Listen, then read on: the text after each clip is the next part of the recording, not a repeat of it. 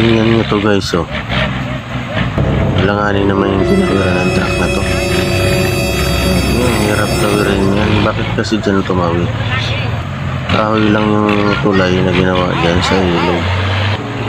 Dyan po talaga tatawid. Tingnan nyo guys kung kakayanin yan. Napakagaling naman ng driver na to. Hindi natatakot.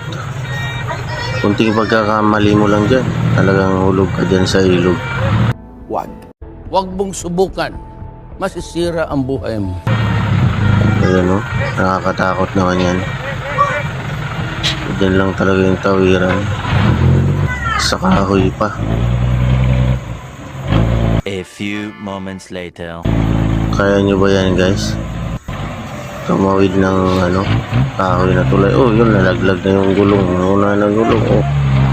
Talagang mahulog na siya guys.